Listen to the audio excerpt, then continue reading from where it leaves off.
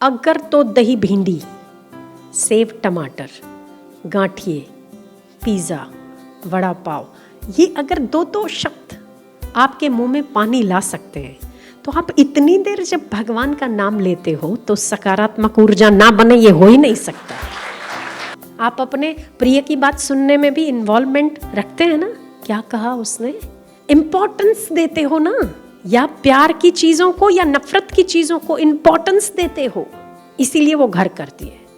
तो इसे भी इम्पोर्टेंस दोगे ना, घर करेगा तो बाकी सब चीज़ें घर छोड़ देगी अपना।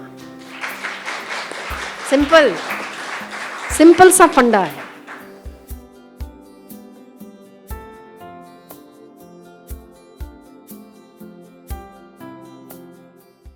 जैसा आप जिस समय सोच रहे होते हो उस समय आपकी ऊर्जा वैसी हो जाती है।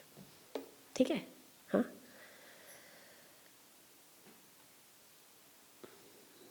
बंगाली व्यक्ति को मच्छी का नाम सुनते पानी आ जाता है। और बंबई के व्यक्ति को वड़ा पाव सुन के पानी आता है। होगा।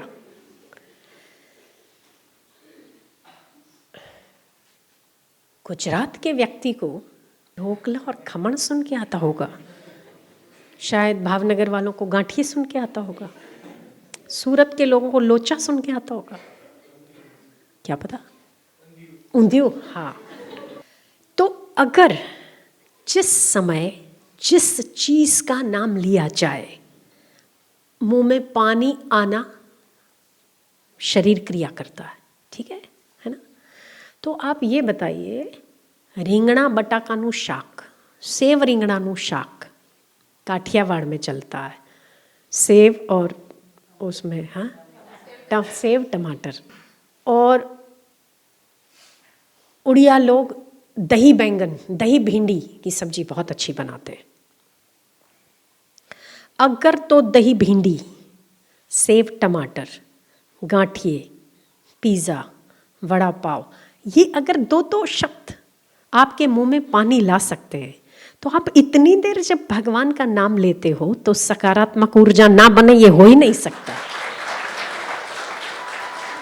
प्रैक्टिकल है, कुछ चीज़ें प्रैक्टिकल है। इसीलिए हम आपको बार बार कहते हैं कि हम दिन भर आधा जीवन हमारा रसोड़े में चला जाता है, माइयों का बनाने में, भाइयों का खाने में। और क्या, ये हकीकत है। सुबह से बेचारी औरत उठती है, आज क्या बनाएंगे, खोपड़ी लगाती है उसमें, कल ये बनाया था तो आज रिपीट नहीं होना चाहिए, आज ये बनाया है तो कल क्या बनाऊंगी। बेचारे दिमाग की एक्सरसाइज तो उसी में ही होती है। भाइयों को क्या करना है, टेबल पे बैठ के लाना जरा, उनको क्या करना है, उनको दूसरे कामों में दिमाग लगाना, उनको उपार्जन में लगाना है ना, और इनको खर्चे में लगाना है, वापस जो खर्चा हो रहा है वापस वो खाने में लगाना है। वही तो क्रम है ना, यही तो क्रम है। तो माई बेचारी सुबह उठती है, 6 बजे सोचेगी कि मैं नाश्ता क्या बनाऊं, कल का रिपीट नहीं होना चाहिए, और वापस कल भी रिपीट नहीं होना चाहिए। आज क्या बनाऊं, वापस सब्जी क्या बनाऊं, शाम को सब्जी क्या बनाऊं। आधा दिमाग उसका ऑक्यूपाई रहता है केवल खाना बनाने में। एक बार क्लिक हो गया फिर तो फट फट फट फट किचन में जाते। खाना बनाने में 2 घंटा, 2.5 घंटा, खाने में कितनी देर, चट फट 15 मिनट।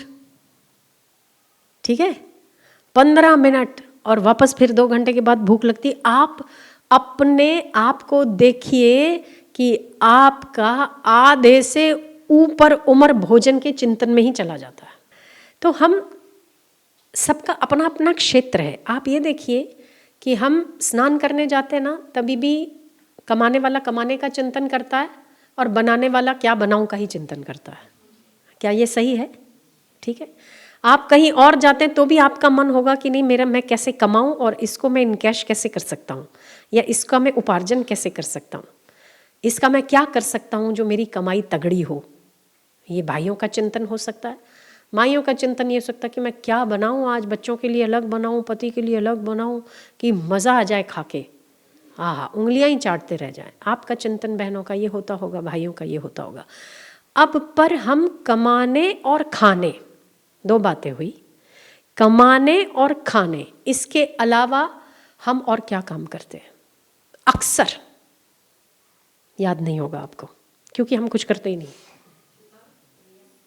ठीक है, और सो जाते हैं। सोना तो क्योंकि अब सोएंगे नहीं तो कमाएंगे कैसे, जब कमाएंगे नहीं तो खाएंगे कैसे, तो सोना तो बहुत ज़रूरी है। तो आप अगर सोओगे नहीं तो भी निद्रा देवी आपको गिरा देगी, खड़े खड़े गिरो, इससे तो होश से गिरो, वो ज़्यादा सही है। तो कमाने और खाने के अलावा हमारा और कहीं चिंतन होता ही नहीं है।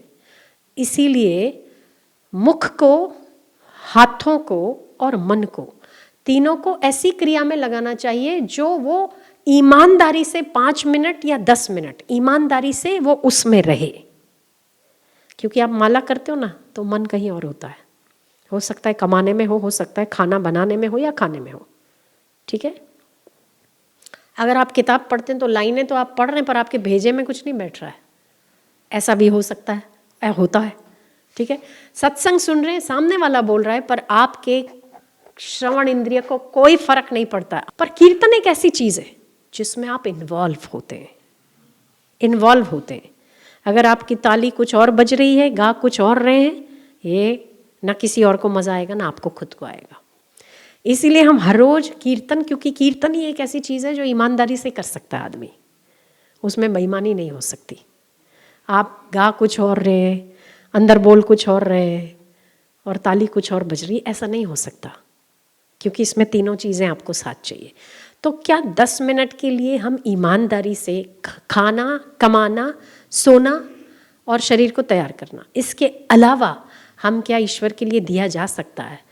आप आधा घंटा देते होंगे, जो लोग नियम करते होंगे 1 घंटा देते होंगे, ईमानदारी से कितना आप अगर कैलकुलेशन लगाओगे ना तो 5 मिनट भी नहीं, ठीक है।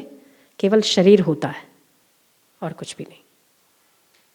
शरीर होता है पूजा रूम में, शरीर होता है माला में, माला तो घुमाते रहते हैं, आपको पता ही नहीं आपने 4 कर दी, 5 कर दी, 10 कर दी, फिर आप दिमाग लगाते हो ही गई होगी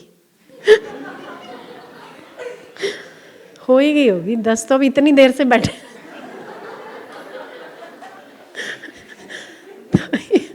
ऐसा होता है, हो ही गई होगी, नहीं, हमारा मन नहीं है ना, इसीलिए हो ही गई होगी इतनी देर से। तो आप तो देर से तो कुछ भी कर सकते हो, देर से बैठे मतलब इतना हुआ ही होगा, वो ज़रूरी तो नहीं है ना। पर आप टाइम गिनती लगा लेते हो, पर वो आपका काउंटिंग में नहीं आएगा। क्यों? क्योंकि आपने ईमानदारी से नहीं दिया। तो या तो भगवान नाम लिखो या तो उसका कीर्तन करो, या तो लिखो या तो संकीर्तन में अपने आप को इन्वॉल्व करो। इन्वॉल्वमेंट ज़रूरी है। आप अपने प्रिय की बात सुनने में भी इन्वॉल्वमेंट रखते हैं ना, क्या कहा उसने, और फिर उसके बाद ना गुजराती में कहते हैं वागोड़िए छिए, जुगाली करते हैं, क्या कह गया, इम्पोर्टेंस देते हो ना। या प्यार की चीज़ों को या नफरत की चीज़ों को इम्पोर्टेंस देते हो, इसीलिए वो घर करती है। तो इसे भी इम्पोर्टेंस दोगे ना, घर करेगा तो बाकी सब चीज़ें घर छोड़ देगी अपना। सिंपल सा फंडा है, इम्पोर्टेंस दीजिए। तो इम्पोर्टेंस कैसे आएगा? माला करके घूमते रहने में नहीं। सत्संग सुना होगा, चलो 20 मिनट तो हो ही गई, 10 मिनट का मेरा नियम था, सो गए कान में, सोते सोते 1 मिनट में नींद आ गई। मैं तो पूरी रात ही सत्संग सुनता हूँ, मुझे लोग बोलते हैं पता है पूरी रात सत्संग सुनता हूँ। अच्छा चलिए तो बताइए कल क्या सुना आपने? तो वो ज़्यादा ही खास याद नहीं रहता है। क्यों? आपने सारी रात सुना ना, तो आपको याद रहना चाहिए। इम्पोर्टेंस नहीं है, केवल शरीर वहाँ है, मन वहाँ नहीं है। इम्पोर्टेंस, तो इम्पोर्टेंस किसको है? वही आपकी गति है। इम्पोर्टेंस बढ़ाने के लिए भी इन्वॉल्वमेंट ज़रूरी है। आपका जितना इन्वॉल्वमेंट जहाँ है, आपका इम्पोर्टेंस वहीं दिखता है और वही आपका परिणाम प्राप्त होता है।